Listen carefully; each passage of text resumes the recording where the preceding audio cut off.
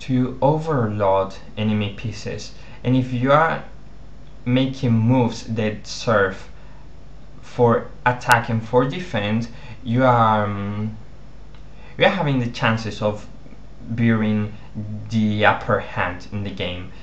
So let's stick to what actually was played.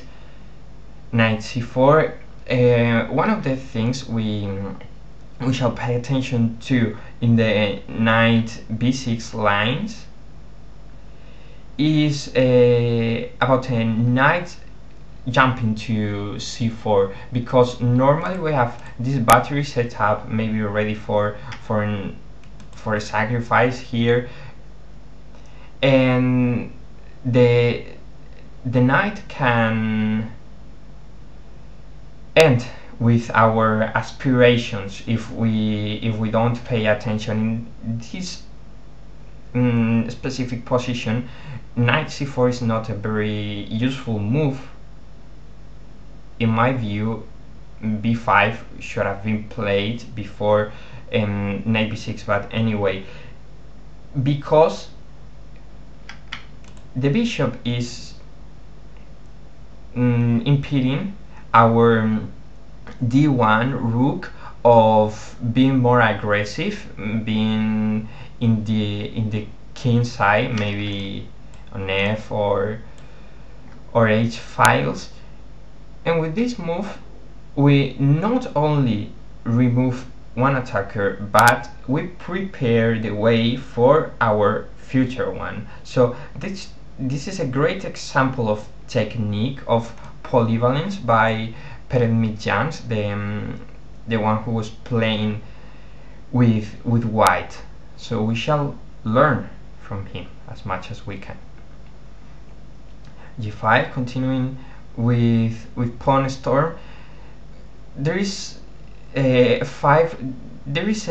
whole tradition in the Najdorf of playing f6 and f5 just to try to digress the tension of the of white's attack. This is a very complicated affair in the Najdorf, probably one of the most complicated, and of course we will look at it with greater detail when time comes. Knight a5, the standard maneuver for blocking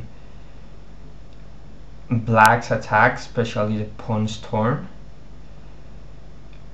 Queen c7, knight d5, trying to not only get the center but blocking black's diagonals. Bishop d5, queen takes d5 with check, e5, and now this is not something you can achieve in every game against every opposition, but well, this basically means the attack is going to overwhelm the black player.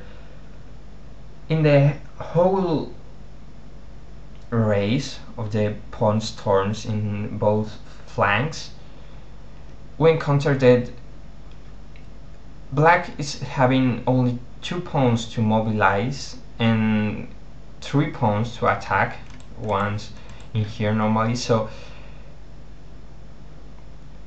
if we don't stick to in some